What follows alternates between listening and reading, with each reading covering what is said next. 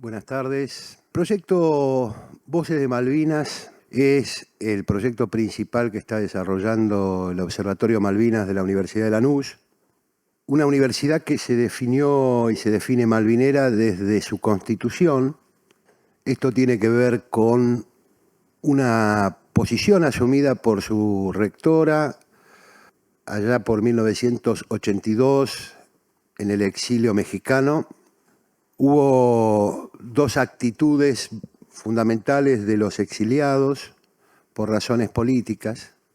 Algunos decían, no podemos apoyar la recuperación de Malvinas porque estaríamos apoyando a la dictadura. Esta fue una de las posiciones que...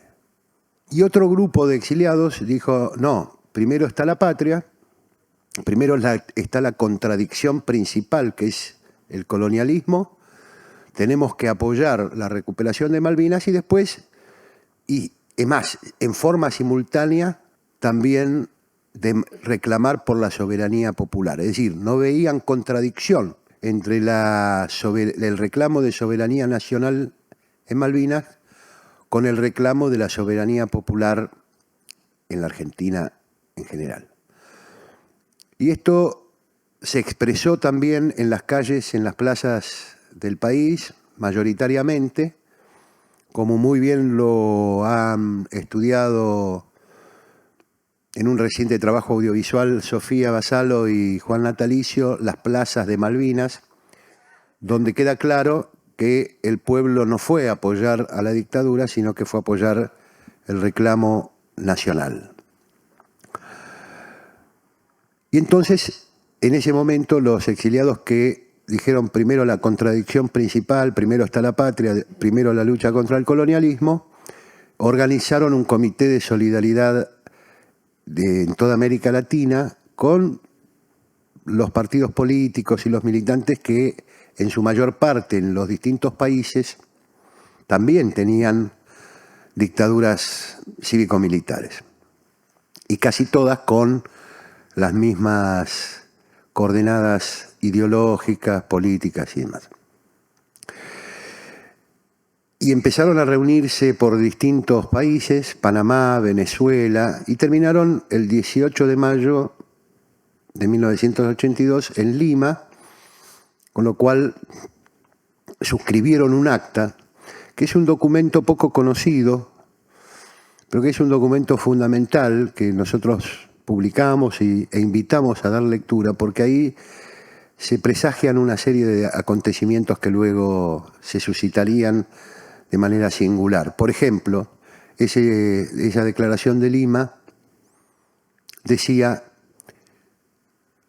que debido al apoyo que Estados Unidos estaba brindando a Gran Bretaña en contra de sus acuerdos interamericanos como el Tratado Interamericano de Asistencia Recíproca, la OEA y demás, el desprestigio en que después de la guerra iba a caer la potencia norteamericana dentro de América Latina, iba a dejar esas instituciones vacías. Y de hecho es lo que ocurrió después de la guerra. Las instituciones como el TIAR, nadie volvió a creer en ellas.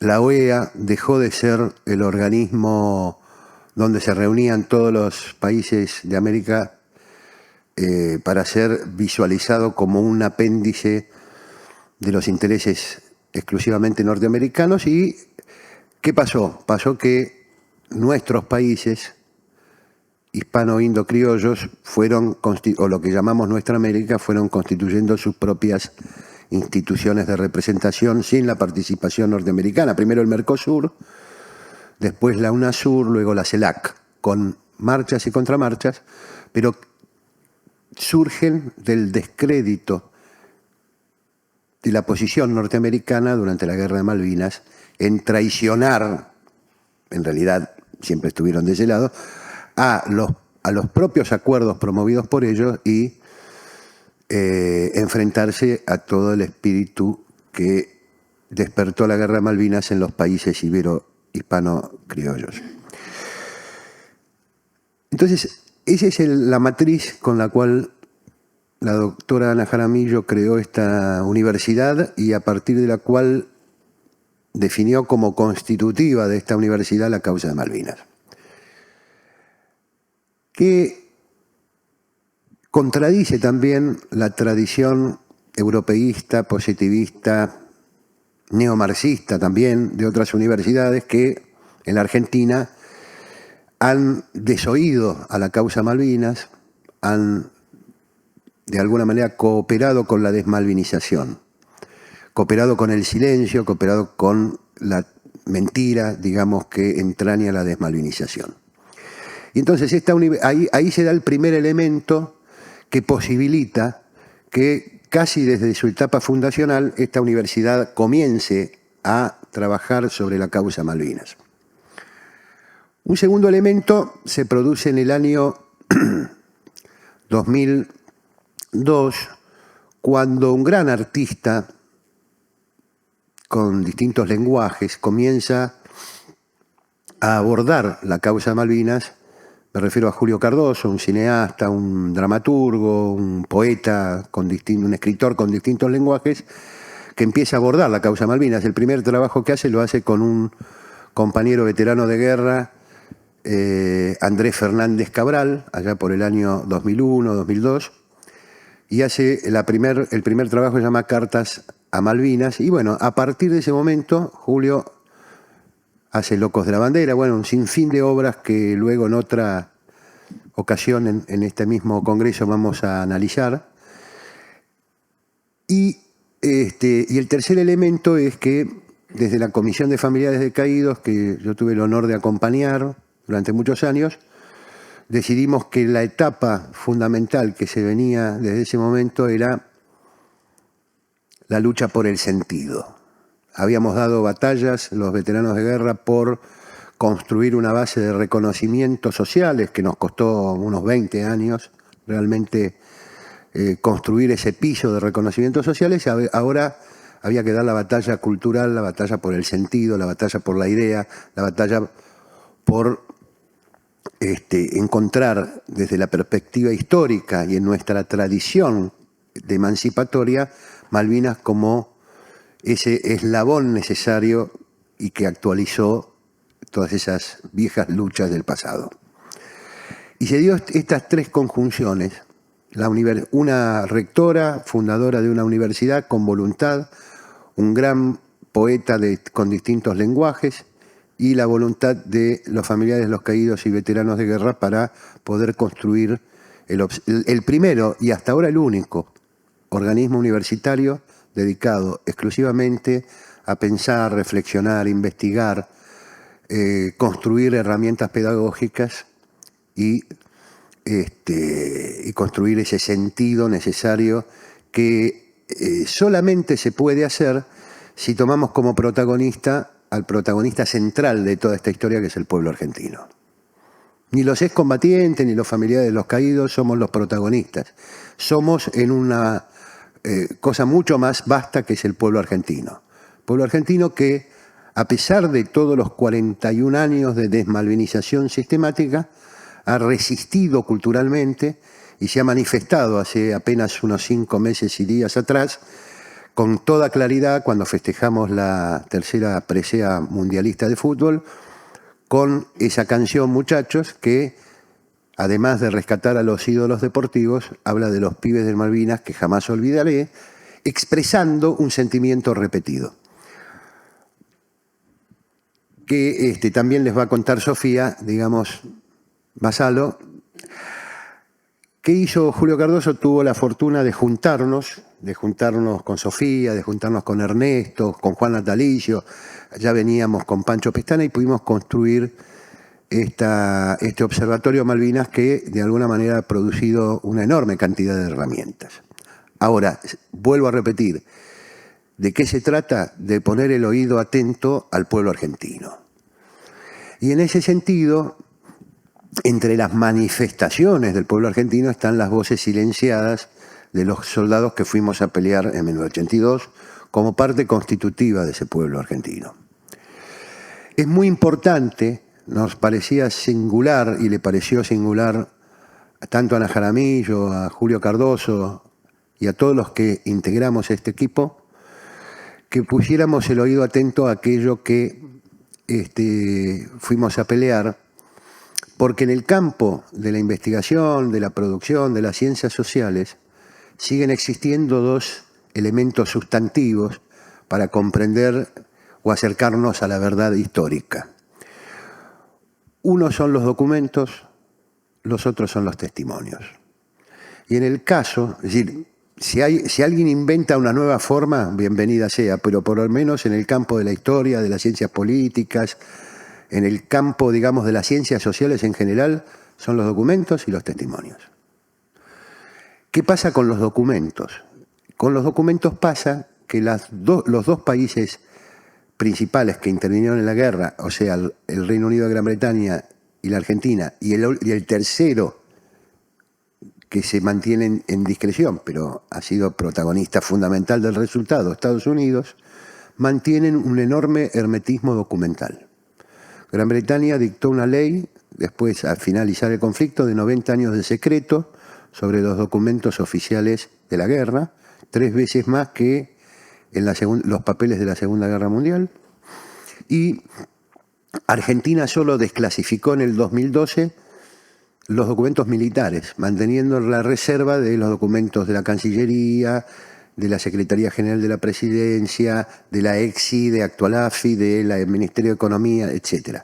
Es decir, que solo se desclasificaron, y de alguna manera no tan abiertamente, los papeles de los movimientos militares. De ahí el informe Rattenbach, etc.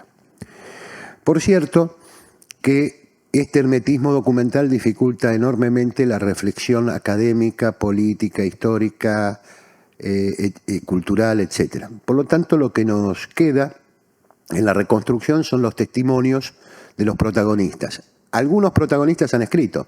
La propia Margaret Thatcher escribió, obviamente contando fragmentos de la verdad.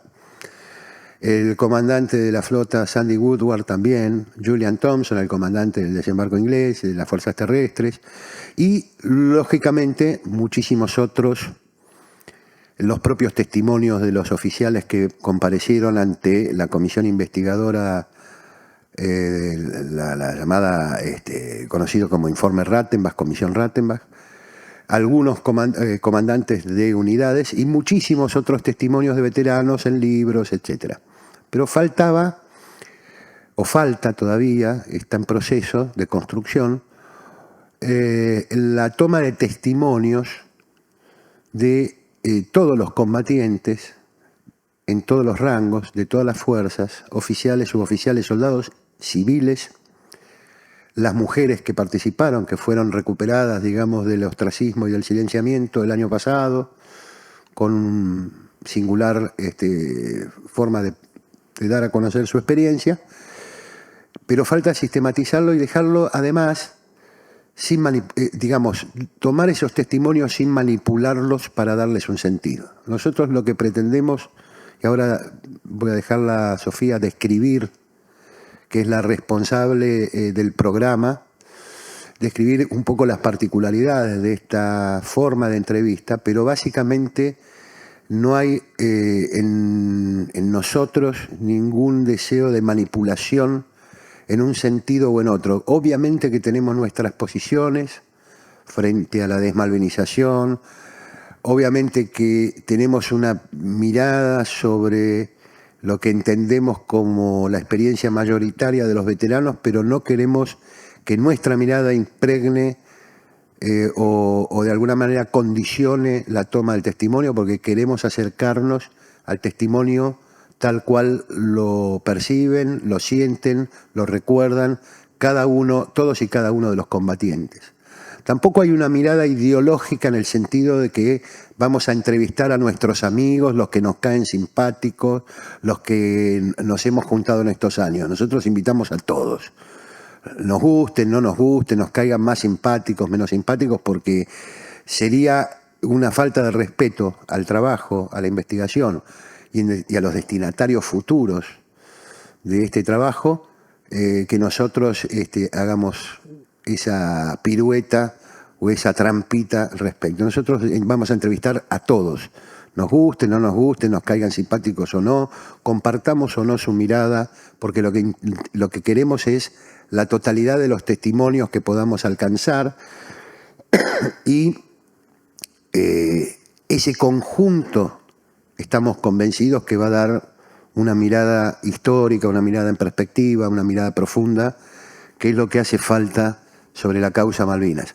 A tal punto hace falta que nosotros, y prácticamente con escasísimos recursos hasta el momento, pero con mucha militancia y mucha voluntad, como lo vamos a ver en los compañeros que han venido siendo parte de este trabajo, de mucha militancia, de alguna manera el solo hecho de colgarlos en una de las redes sociales, en YouTube, explotó. Y entrevistas que son muy extensas, porque no cortamos, no filtramos, no recortamos un ápice de los testimonios, sino que los ponemos en crudo. En muy poquito tiempo hemos alcanzado cifras extraordinarias de vistas completas. O sea, la gente, contra la creencia de que todo tiene que ser en las redes veloz, de pocos segundos, de pocos minutos, de entrevistas de 2 horas, 2 horas y media, hasta 3 horas o más, las ven completas. Es decir, que esto evidencia una necesidad, una voracidad por acceder a los testimonios, y esta es, de alguna manera, el objetivo central. Para cerrar, yo quiero dar un ejemplo de cuando empezamos a hacer la muestra Malvinas Islas de la Memoria en algunas salas culturales de la Ciudad de Buenos Aires. Recuerdo que hicimos consultas a los museólogos, ¿no? Y nos decían, no, porque esto hay que cuidarlo, los textiles necesitan determinada humedad, temperatura, luz, y los papeles y las cosas. Y me acuerdo que Julio Cardoso, que era el curador en ese momento, el que armó la muestra y el curador general, decía, no, pongamos las cosas sin vidrio y que la gente pueda tocar, oler y demás, porque ha sido tan silenciada la causa Malvinas, tan oculta, tan tapada sus imágenes, sus sonidos, sus olores, sus sentidos en total, que la gente debe recuperar la cosa desde todos los sentidos posibles. Y eso, de alguna manera, en los medios audiovisuales estamos intentando lo mismo. Recuperar todas las rugosidades, los planos, los claroscuros, los grises, la escala de grises, todo lo que conforma la experiencia de haber participado en la guerra, los distintos, sobre un mismo posición, un mismo pozo de zorro, un mismo lugar de combate, distintas miradas de los combatientes que fueron compañeros de los pozos de zorro. Y eso es lo que nosotros buscamos, porque de otra manera estaríamos malversando la experiencia general de los combatientes. Y es muy necesario para la Argentina recuperar estos testimonios. Así que bueno, con ese marco, en esta presentación, quería pasarle la palabra, en primer lugar, a la compañera Sofía Vasalo, y después también que conozcan la experiencia, las sensaciones y las reflexiones de dos compañeros, una compañera y un compañero que vienen realizando el trabajo de registro audiovisual desde el primer momento, con una tarea realmente elogiosa, de muchísima calidad audiovisual y de mucho compromiso militante. Así que bueno, Sofía, adelante. Bueno, muchas gracias, César. Es una alegría para mí estar hoy acá con ustedes para compartir este proyecto que nos ocupa y nos desvela. Mete presión tener tanta proporción de veteranos en la sala, alguno que haya participado del proyecto y otros que los estamos conminando a ser parte de Voces de Malvinas. La Guerra de Malvinas, como todos sabemos, es un acontecimiento molesto, incómodo, en los ámbitos académicos, educativos, mediáticos, porque es un acontecimiento doloroso del pasado reciente, muy complejo, paradojal. ¿Por qué decimos que es paradojal? ¿Qué entendemos por esto? Una paradoja es una verdad que parece una mentira porque en ella coexisten elementos disímiles, antagónicos, que no se corresponden. El 2 de abril de 1982, la Argentina recupera un territorio usurpado por una potencia extranjera, acerca del cual nuestro país nunca dejó de exigir el ejercicio pleno de la soberanía. Pero ese acto legítimo es llevado adelante por un gobierno ilegítimo, de facto, genocida. Una dictadura sumisa a los poderes del mundo encara una recuperación territorial que en sí misma es un acto de insubordinación nacional, que contra su voluntad produce la integración de clases sociales, de procedencias geográficas, de tradiciones políticas, en la lucha contra el enemigo histórico de la Argentina, Gran Bretaña. Y nosotros, investigadores, estudiantes, docentes, 41 años después, en las universidades nacionales, tenemos el desafío de animarnos con esta paradoja, de animarnos a remeterle a la complejidad y poder superar estos dos modelos interpretativos que se han instalado para explicar la Guerra de Malvinas y que ambos son simplificaciones que obturan la comprensión de la complejidad. Los define con mucha claridad Rosana Huber, la antropóloga que más ha aportado a la legitimación de los estudios de la guerra en el campo científico nacional. Por un lado, en el marco de ciertos estudios del pasado reciente, se circunscribe la guerra al acto político del gobierno para legitimarse, haciendo abstracción de casi 200 años de luchas emancipatorias. Y en las antípodas, dentro del marco de cierta historiografía militar, se inscribe la Guerra de Malvinas en la serie de luchas por la independencia nacional, pero haciendo abstracción del contexto político en el marco del cual se produce, esto es la dictadura militar. Fíjense cómo ambos son simplificaciones. En el primer caso se abstrae la guerra de la historia larga de la Argentina y en el segundo se abstrae la guerra de la historia corta.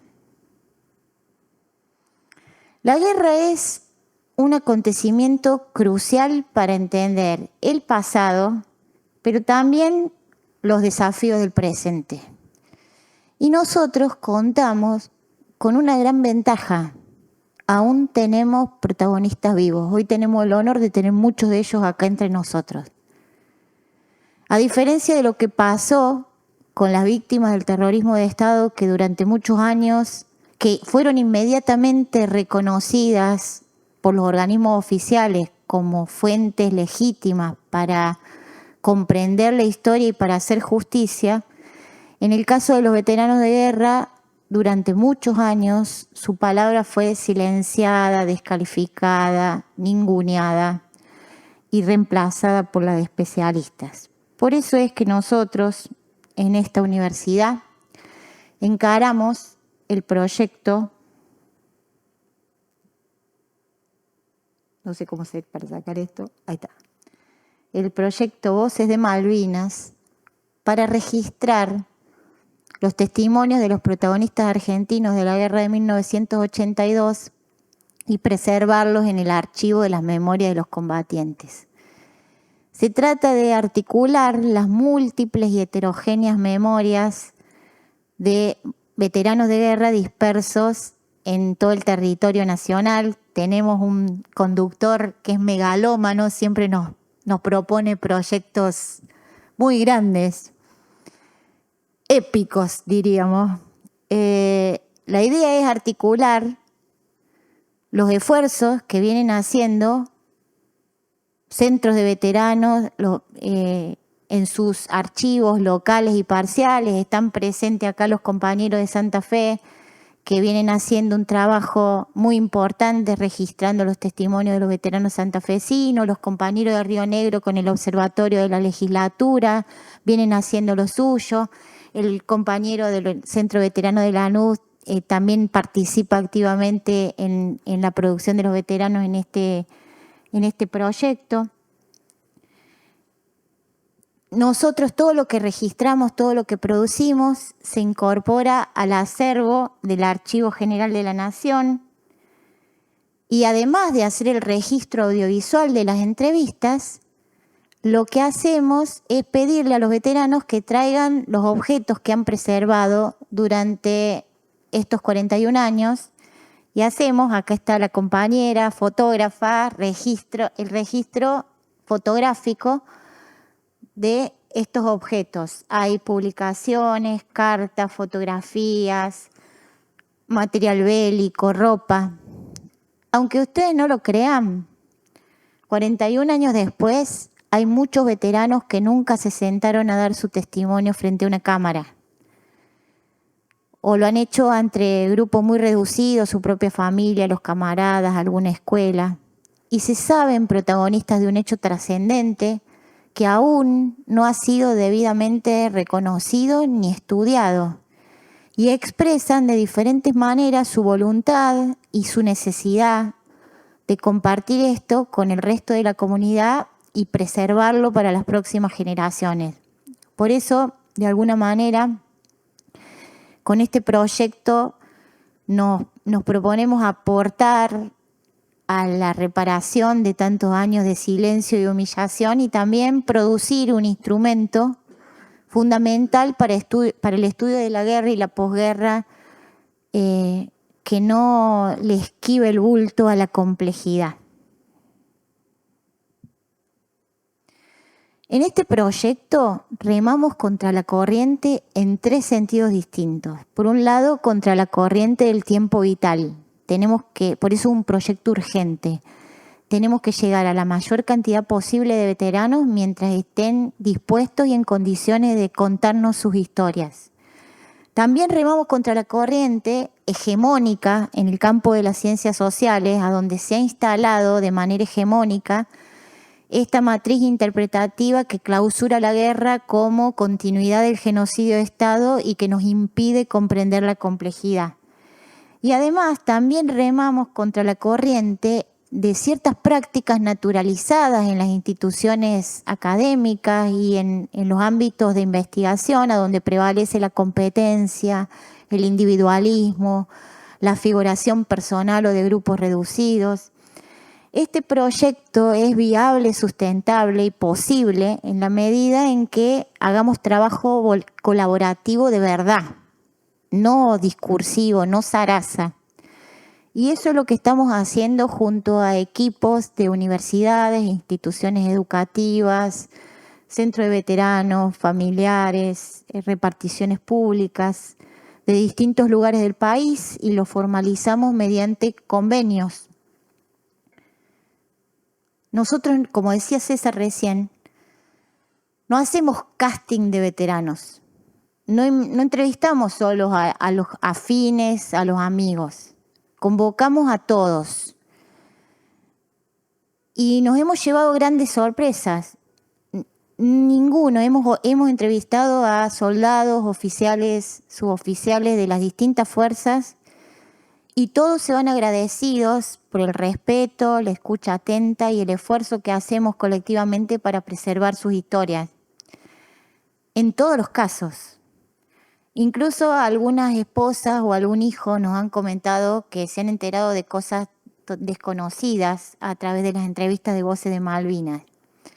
Y hay un efecto muy fecundo que nosotros no previmos cuando diseñamos el proyecto, y es que a través de Voces de Malvinas se empiezan a escuchar entre ellos, incluso entre aquellos que durante estos 41 años han estado en las antípodas, y encuentran a comprender el punto de vista del otro e incluso a encontrar coincidencias. Así que los invitamos a todos a suscribirse a nuestro canal de YouTube, a participar, seguirnos por las redes sociales. Espera, aquí no sé qué hice. Ahí está. Este proyecto en esta universidad se ajusta a lo que se conoce como pedagogía del aprendizaje-servicio. Estos son proyectos protagonizado por los estudiantes de principio al fin, ahora lo vamos a escuchar, que atienden una necesidad real y sentida de un grupo de la población, en este caso la de los veteranos y su necesidad de memoria, a partir de la aplicación o de la puesta en obra de los conocimientos y competencias propios de las carreras que cursan. Este proyecto aporta a la formación integral de nuestros estudiantes en varias dimensiones.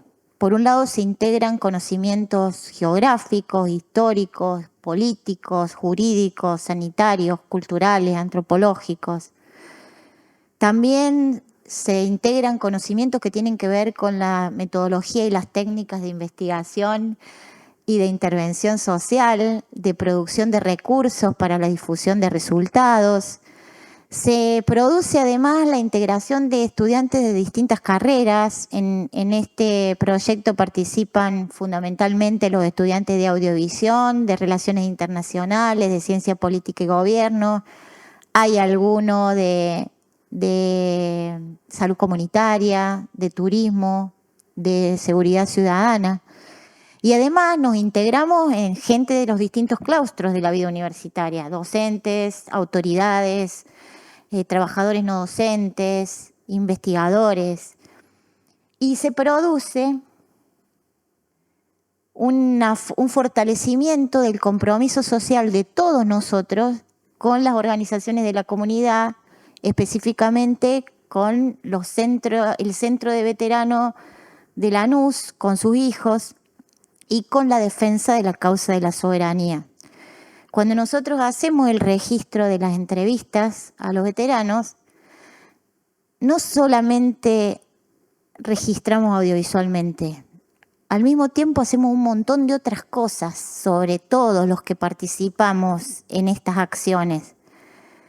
Aprendemos sobre Malvinas, sobre la Argentina, sobre el pasado y los desafíos del presente, sobre la docencia, la investigación y la cooperación, incluso sobre quiénes somos individual y colectivamente, porque descubrimos capacidades, vocaciones y además entramamos una red, que es una red de personas, de instituciones, de organizaciones sociales, cuyo trabajo en común excede las efemérides de la Guerra de Malvinas y se proyecta sobre posiciones sólidas a largo plazo.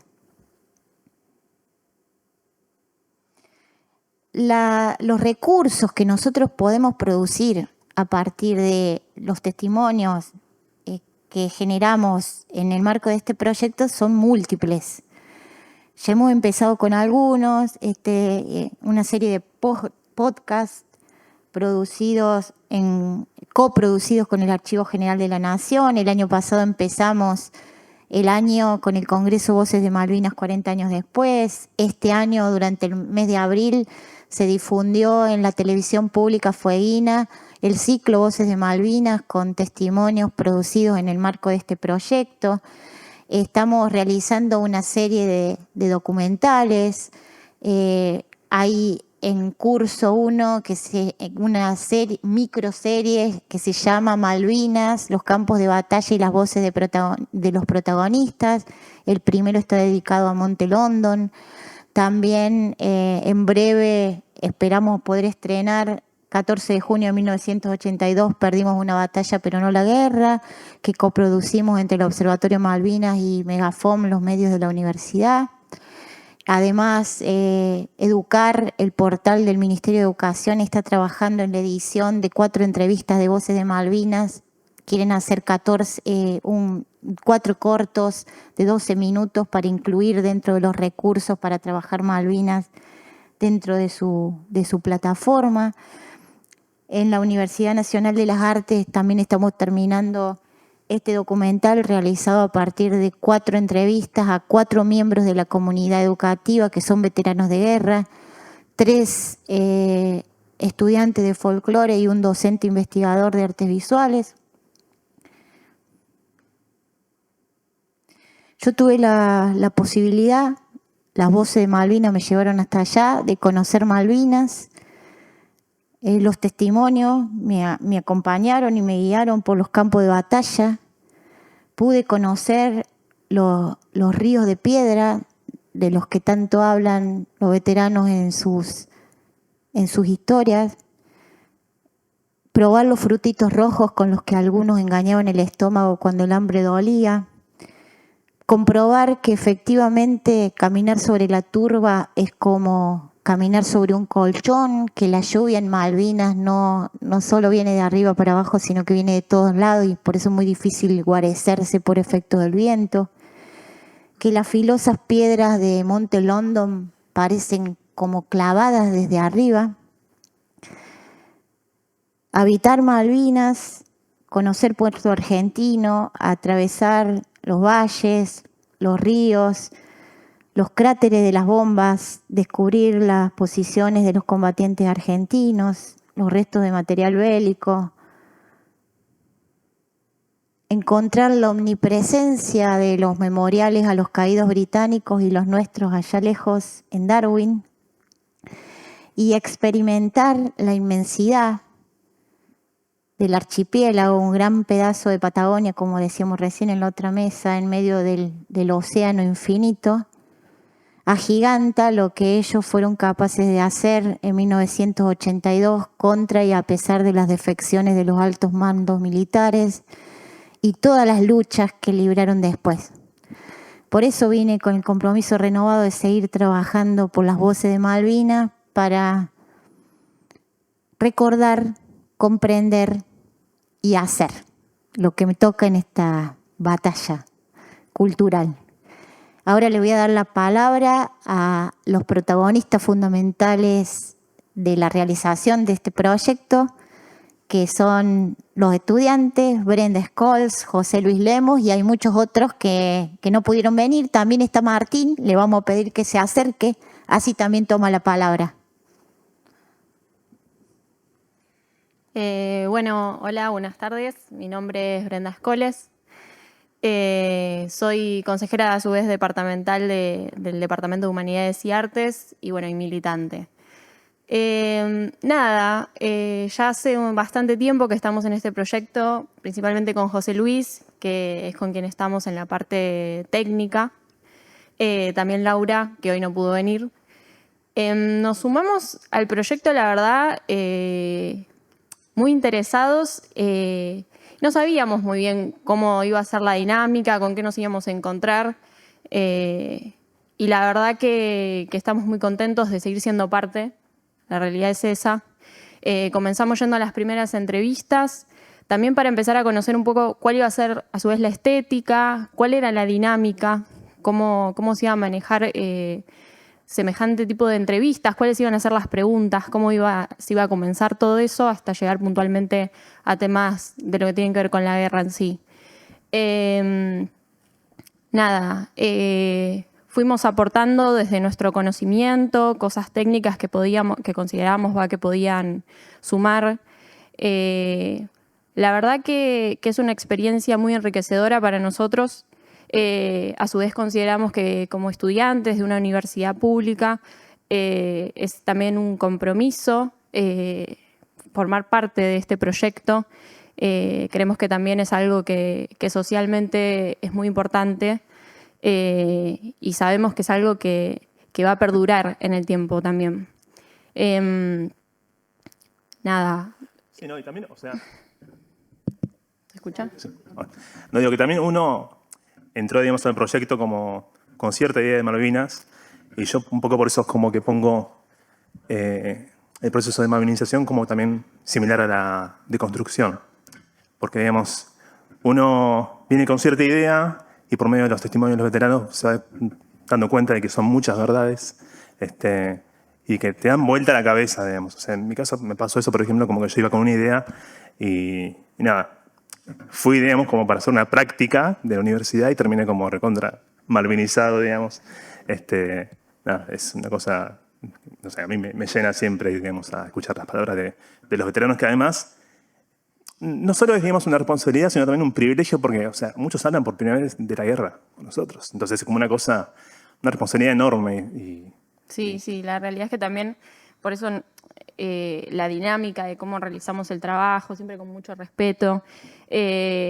También lo que es muy interesante es desde dónde comienza la entrevista, cómo se da. Claro. Bueno, es lo que hablábamos hoy, por ejemplo, antes de entrar.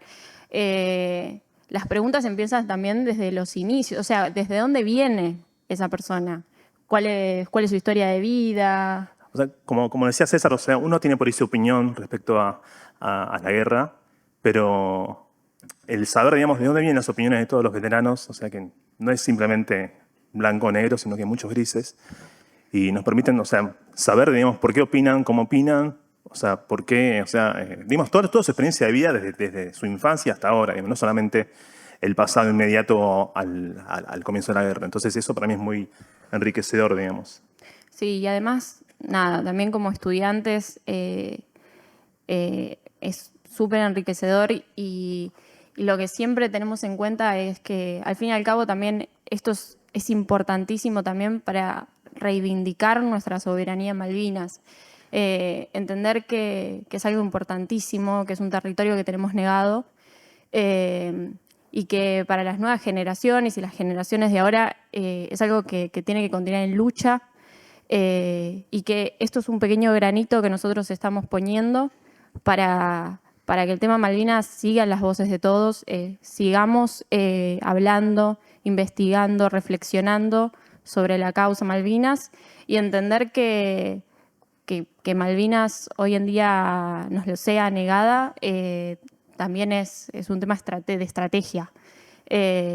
Nada, somos un país bicontinental, eso es importantísimo de entender. Y nada, estamos muy contentos, la verdad, de participar. ¿Vos qué decís? No, digo, y también, o sea, esta cosa de la deconstrucción, o sea, inclusive se produce dentro de nuestra propia carrera, en el sentido que nosotros venimos de una carrera audiovisual y pensamos, no sé, como que algo tiene que durar 1 hora y media, 1 hora, y acá, no sé, hemos visto videos de 4 horas y son, o sea, muy atrapantes. Es como que uno dice, bueno, un plano tiene que ser, una escena tiene que estar dividido en varios planos, o sea, muchos puntos de vista. Y en realidad no pasa por ahí, pasa por tener una opinión sin ninguna modificación, como decía César, y es muy poderoso. O sea, ver la opinión de una persona durante 4 horas y que no te aburra, me parece, o sea, eso me parece muy, muy, muy importante dentro de lo que nos produce a nosotros, digamos, como estudiantes de audiovisión, que se puede contar algo con un solo plano por 4 horas y que no sea ni aburrido ni nada. Claro. Totalmente, sí, está buenísimo. Sí, sí. Yo voy a sumar algo que ellos no están diciendo, pero ellos vienen todas las semanas, puntualmente, no faltan, cumplen con su palabra, tratan a todos los veteranos con respeto, con calidez, hacen un trabajo meticuloso en todo sentido, en cuanto a la calidad técnica y a la calidad humana. Realmente nos hace sentir muy orgullosos. Sin ellos nosotros no podríamos avanzar con este proyecto. Quiero también darle la palabra a Martín. Martín es el que se ocupa últimamente. Martín hace poquito que se sumó al equipo, pero viene haciendo un trabajo muy valioso, que es el trabajo de preproducción de las entrevistas. Él hace como una especie de entrevista informal previa.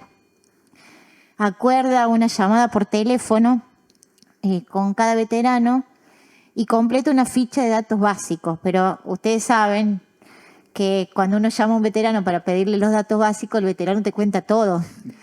Entonces, de eso se ocupa Martín. Bueno, gracias por el espacio, no tenía pensado hablar, la verdad. Bueno, en este proyecto es muy enriquecedor, suscribo absolutamente con lo que decían mis compañeros, lo que uno aprende y lo que justamente en la escuela no te cuentan. Yo me he egresado en el 2021 y jamás tuve una clase de Malvinas, ¿no? Yendo a un colegio público.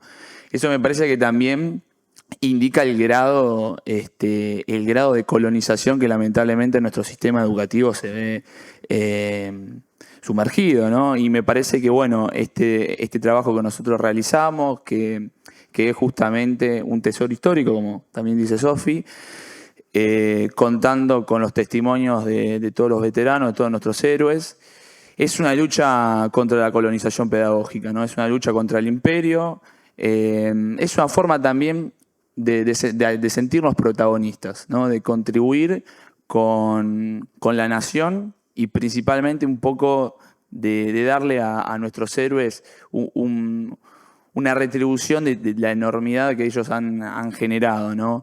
Y también Malvinas como causa central nos une para la realización de un proyecto nacional, ¿no? Pensar también que malvinizar tiene que ver con tener una planificación estratégica en los recursos naturales, ¿no? Pensándolo también en un esquema bicontinental, entendido que acá a unos 20 años se vence el Tratado Antártico y cómo nosotros nos vamos a terminar de preparar para eso. Me parece que es trascendental tener en cuenta la causa Malvinas, ¿no? Como única causa también que nos une a los argentinos, que está por encima de las ideologías, ¿no? Por eso hablamos de Proyecto Nación. Y que bueno, que malvinizar también significa el desarrollo industrial dentro de la defensa nacional, volver a la doctrina de nación en armas. Yo creo que es eso, ¿no? En lo particular, bueno, mucho orgullo y poder hablar acá con veteranos, la verdad, que bueno, te da un poquito de presión, ¿no? Pero sí, se aprende un montón. La verdad que se aprende un montón y es una forma de combatir las onceras sistemáticas que tanto la izquierda y la derecha nos bajan ese tipo de línea, ¿no? Así que bueno, muchas gracias. Bueno, en lo que refiere al tema previo, que serían las llamadas, ¿no? Son datos básicos para tener en cuenta. Digamos, ahí como que no da mucho pie, digamos, a tratar. Después, bueno, nosotros en lo personal entendemos que también la victimización y demás es un claro objetivo político de la propaganda británica. Eso lo tenemos en claro. Y lo que tratamos también en las entrevistas es que el veterano se sienta lo más cómodo y que pueda desarrollar con profundidad toda su tarea en Malvinas, y previo inclusive, y post, por supuesto, ¿no? Y toda su militancia. Dentro de eso también nos encontramos, por eso mismo decimos siempre, nosotros no es que elegimos y decimos entrevistamos, no. Entrevistamos, mandamos la invitación y está perfecto el que quiera venir y hable. Y así también van a tener sus distintas miradas también respecto a lo de Malvinas, respecto a la lucha de hoy en día, respecto a lo que se ha hecho, a lo que no se ha hecho. Entonces, las preguntas más que nada van apuntando sí, puntualmente a distintos temas, también la búsqueda es también mostrar cómo se siente plasmado también el combatiente, cómo se sintió en su momento y qué es lo que le pasa a él hoy en día. Pero nosotros, en ese sentido, no intervenimos en su punto de vista, en cómo se siente y su opinión puntual. La idea es que eso quede registrado y le damos la posibilidad de que se explaye. Sí. Yo creo que lo que hay que hacer es tener confianza en nuestro pueblo. Es decir, cuando se intenta manipular y tergiversar es porque se carece de confianza en el pueblo. Y nosotros tenemos confianza en nuestros compañeros, mayoritariamente, lo cual no quiere decir que si un compañero opina distinto o se siente en el rol, bueno, es un problema, o sea, nosotros no vamos a recortarlo. Hubo una primera en el año 2012, cuando la expresidente sacó el decreto de creación de un proyecto de archivo oral que le dio sede en el Museo Malvinas. Y hubo algunos reportajes. Habrán habido 60, 70 reportajes que hicieron los que... Dijo Edgardo Esteban. Una veintena, dijo Edgardo Esteban. Entrevistaron a los amigos, a los que opinaban igual. Es decir, eso es un recorte que es una falta de respeto y además que denota miedo a la verdad. Entonces, como nosotros estamos plenamente convencidos que incluso, a ver, hay testimonios que te van a dar las dos miradas en uno mismo.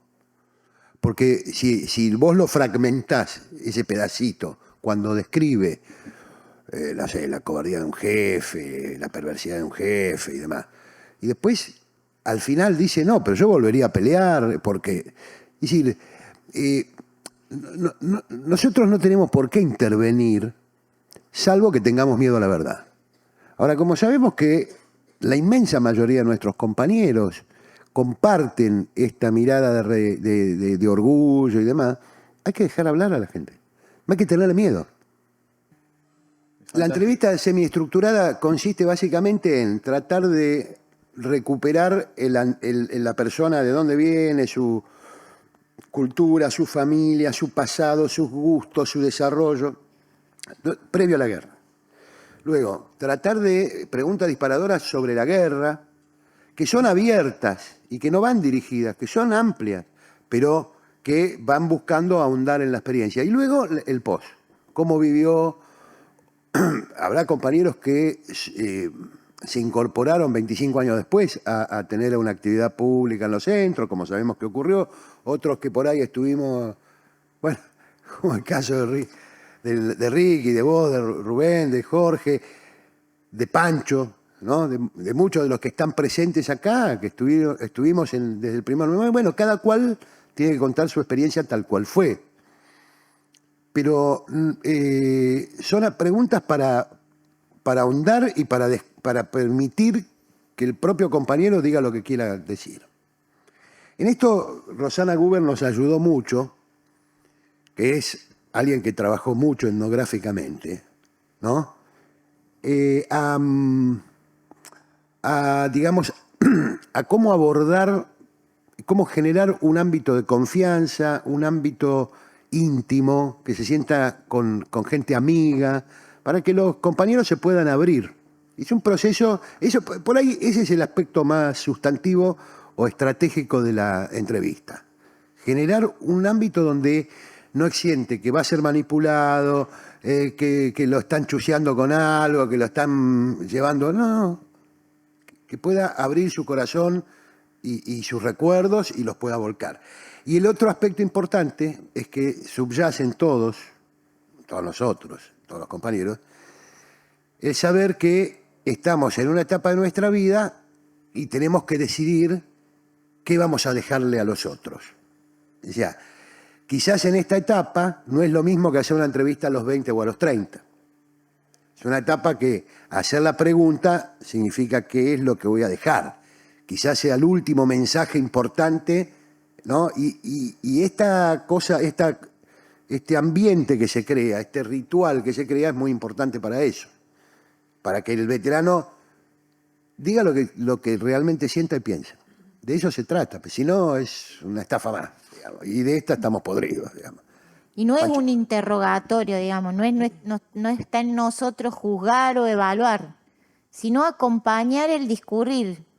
El cuestionario lo tenemos porque es una guía, son preguntas disparadoras, pero no es algo que se cumple a rajatabla. Sino es una herramienta que la usamos si la necesitamos. Si no, la idea es generar ese clima, como decía César, de una charla. Bueno, felicitar, realmente no conocía la iniciativa y bueno, me satisface plenamente estas cuestiones. Primero, el compromiso de la universidad, lo dije en la otra comisión. Lo otro es la cuestión de que también el voluntariado real que trabaja, los compañeros que están en esto con un compromiso por sobre cualquier otra cosa. Y bueno, también digo que estos testimonios, como ustedes mismos lo han marcado, hay el punto número 1 de las urgencias por ahí, biológicas. Ya hay un tiempo, qué sé yo, que probablemente en 30 o 40 años no quede ya ningún veterano de guerra para dar testimonio. Qué optimista. Bueno, por eso. Tratemos de que... Lo que pasa es que también, fíjate en esto de... Bueno, no voy a entrar por ese lado, mejor. Pero concreto, digo, me parece bien, porque además hay debate que están pero larvados. Entras a estás en una charla cualquiera y como pasa hoy, todo tiene que ser aclarado, tiene que ser aumentado, corregido. Si decís son 649 muertos, no, 631. ¿Qué debate más miserable que ese, viste? Vomitivo, asqueroso y irrespetuoso para cada uno de los que integran. No son cifras, son personas, ciudadanos argentinos, parte del pueblo argentino que combatieron y habrá que discutir en qué circunstancias se dieron. Pero esa miserabilidad que algunas organizaciones veteranos de guerra empujan para que terminemos discutiendo de números. Algún jefe del ejército también. Sí, por supuesto. Hace varios años que lo viene haciendo.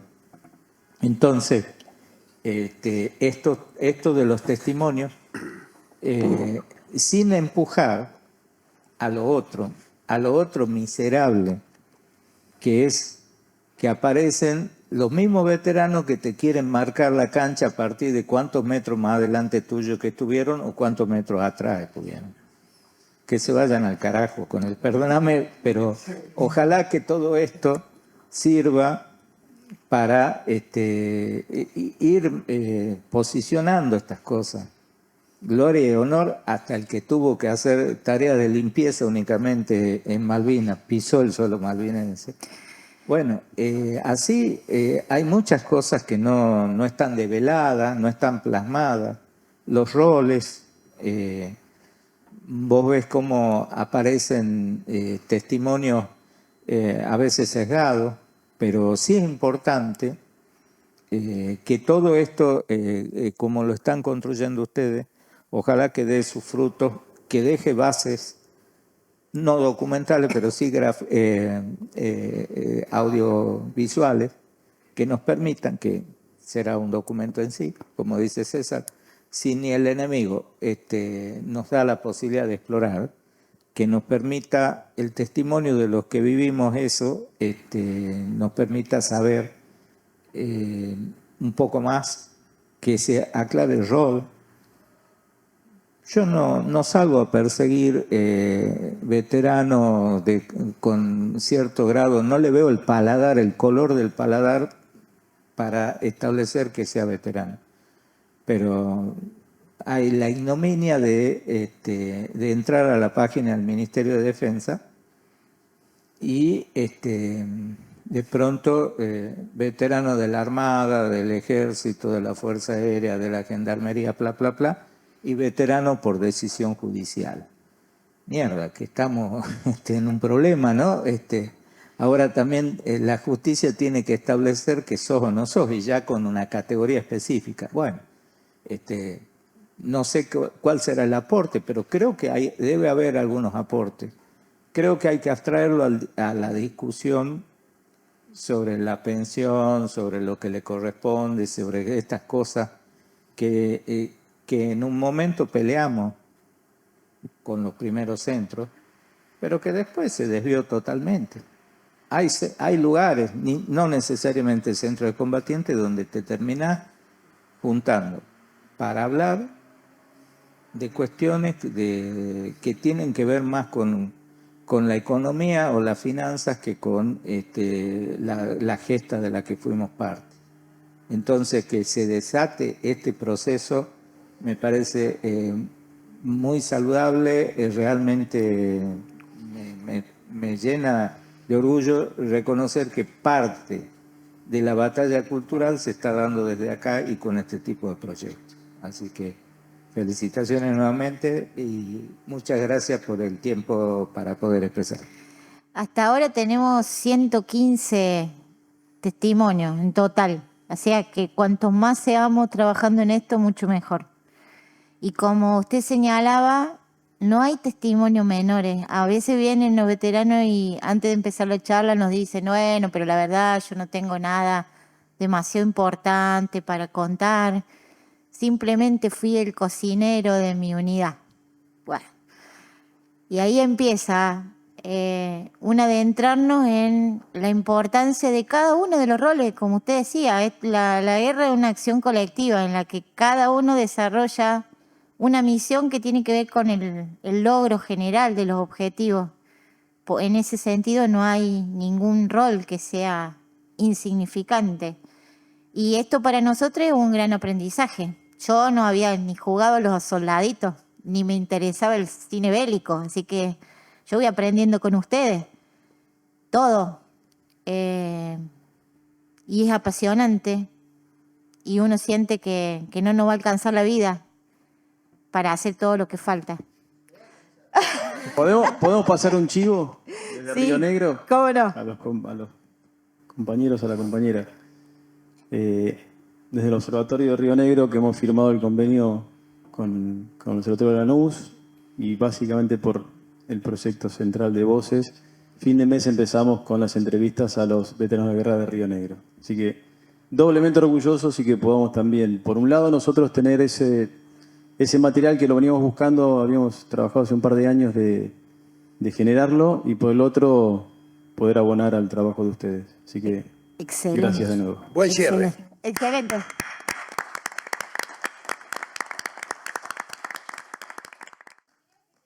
Sala, el único veterano que participó del proyecto, ¿no? ¿Querés hacer alguna reflexión, comentario? No. Bueno, mi nombre es Rubén Osuna. Es una de las entrevistas más populares de los soldados que tenemos en el canal de YouTube. Así me dijeron. No, más con respecto a las preguntas que decían, ¿qué haces, Adrián? No te había visto. Que preguntaban con respecto al cuestionario, ¿no? No, uno se larga a hablar solo. Y, bueno, yo soy, como dice mi señora, soy medio charlatán, ¿no? Pero, sí, voy a algún lado y ya me pongo a hablar con cualquiera, pero, no, acá solito. Y como uno va contando las cosas, por ahí porque eso tiene muchas ramas, ¿no? Uno va diciendo. Entonces a mí me tocó estar con Juan y no sé, con alguno de ustedes chicos, no me acuerdo. Y él volvía, por ahí sí, me decía, volviendo a lo que me contaste, qué sé yo, el día que no comieron, pero para que uno no termine de contar la historia, ¿no? De cerrar el relato, para que no quede inconcluso esa parte. Claro. No, pero estuvo re bueno, buenísimo. Creo que yo estuve, no sé, casi 3 horas, no sé, creo. Ni me mire yo, porque no sé. Sí, mi señora vio. Y no, comodísimo, comodísimo. No te das cuenta el tiempo que pasa y lo que uno va hablando y se larga, por ahí hay algunas cosas que uno no tiene que decir, que por ahí, yo di muchos nombres y por ahí uno no quiere comprometer a compañeros o por ahí jefes que tuvimos, ¿no? Con el asunto del maltrato y todo eso. Pero, como dijo acá el compañero, que se vaya todo el carajo. Si les gusta, bien, y si no, también. Eso. Pero buenísimo. No, estuvo muy bueno. Con la verdad no ofendo ni temo, decía Artigas, ¿viste? Así que. ¿Y algo que te parece que tendríamos que mejorar, que modificar, que agregar? A los charlatanes como yo, cortarlos un poco, se aburren en la entrevista. No, creo que Carlitos Azuaga me ganó en esa. Sí. No, yo me sentí, con los que les conté todo, como decían los chicos, que empezamos desde la infancia, de donde me crié, con mis viejos, mi oficio, que aprendí con mi viejo, y cómo fue el transcurso de que me convocaron al servicio militar, cuando fui reincorporado, que yo hace un mes que estaba de baja, ¿no? Lo van llevando, uno lo va diciendo solito, las cosas, y no, a mí está perfecto. Por ahí uno no está un poco más preparado como para decir, como decías vos, César, dejar un mensaje para más adelante, pero capaz que con lo que uno va contando sin querer, el mensaje lo deja, ¿no?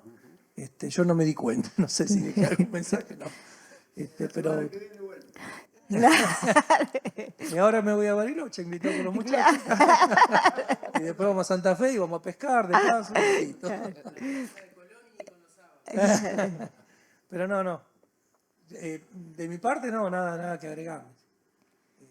No sé, acá la docente, si quiere decir algo. No, vos como esposa o como docente, ¿qué te parece que podríamos...? Hola, ¿cómo están? No, yo estaba con él ya cuando fue a la guerra, o sea que lo conozco la historia, lo escuché hablar mucho, pero la verdad que lo vi sola. Él se había ido a jugar a la pelota y lloré un montón, porque a pesar que conocía lo que contaba, cómo lo contó, me emociona otra vez. Me parece maravilloso a mí y lo que hacen. Yo cuento esto, que yo sabía más o menos, o casi todo lo que él contó, y la manera, la forma, cómo llega, maravilloso. Para mí fue muy emocionante. Bueno, en primer lugar, felicitarlos por la universidad que tienen.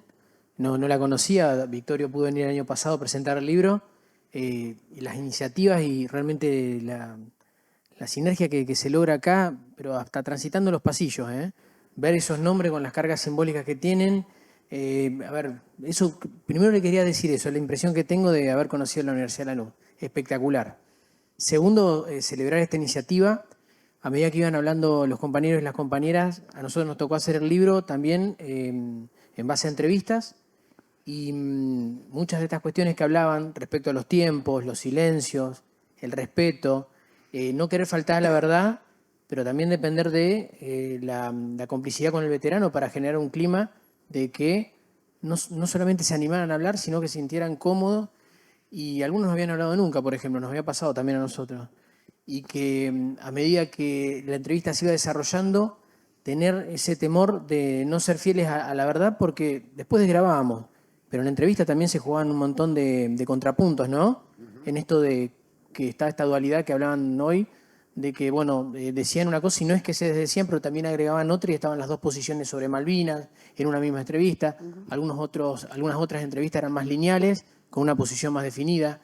Yo me acuerdo que cuando íbamos hicimos cerca de 130 testimonios, cuando íbamos por el testimonio número 20 y pico, casi 30, lo tenemos muy, muy fijado eso, porque la persona que más impulsó la producción del libro allá era el Raúl El Coco Adalia, que era un veterano del 12 Infantería. Estuvo peleando en Darwin y después tuvo agregado una sección que estuvo con Baruso, ¿no? Y me acuerdo que con él empezamos recorriendo arriba del auto casa por casa de cada uno de los veteranos. Y empezó a partir de esta cuestión más amistosa, de los que se querían animar a hablar y de los que hablaban con él. Después fueron sumándose el resto, pero era necesario romper un poco el hielo por ahí. Y en un momento le digo, che, Raúl, vos sabés que de todos los compañeros que estuvimos entrevistando, hay cosas que no me terminan de cerrar, uno con una ingenuidad total, ¿no? Yo soy comunicador de formación, pero bueno, me hubieran agarrado los Pierre Bourdieu y todo y me hubieran dado vuelta, ¿no? Con todo esto. Y le digo, vos tengo miedo perdón la expresión, de hacer cagadas, le digo, porque era como algo muy preciado, con el respeto que estaban hablando ustedes Y me dice, mirá, yo estuve en una trinchera con 3 personas a 1 metro de distancia. Contamos 3 guerras distintas. Después, cuando me agregué a la otra sección, terminamos peleando espalda con espalda. Y en el momento que pensábamos que nos iban a rematar, sobrevivimos y terminamos. Yo no sé si por estrés postraumático, no me dice así, pero terminamos contando muchas guerras más distintas, como diciendo, apegate a cada relato, trata de ser lo más responsable posible a la hora de entrevistarlo, respetá los tiempos, los silencios, y después que cada veterano se sienta cómodo y cuente lo que quiera contar. Tratá de no es el término manipular, pero guiarlos tanto, que no quiere decir que fuéramos sin una base de preguntas o sin un conocimiento previo. Pero en esto que hay un montón de laburo detrás de ustedes, y sin embargo también comentan acá los veteranos que la entrevista se lleva sola. Se lleva sola, pero también hay un montón de laburo. Y esto también de las cuestiones disruptivas de lo epistemológico. Che, ¿no aburre una entrevista de 2 horas? Sí, es una buena entrevista. Basta de ese cliché, viste, que es todo en 1 minuto y medio, todo tiene que emocionar, todo que te bombardean. Esto me encantó desde el punto de vista de lo comunicacional, que uno viene desde ahí, es romper un montón de estándares y de status quo que se han establecido y que atentan contra conocer en profundidad y generar estos climas, estos ambientes. Así lo felicito por eso, espectacular lo del proyecto, fantástico.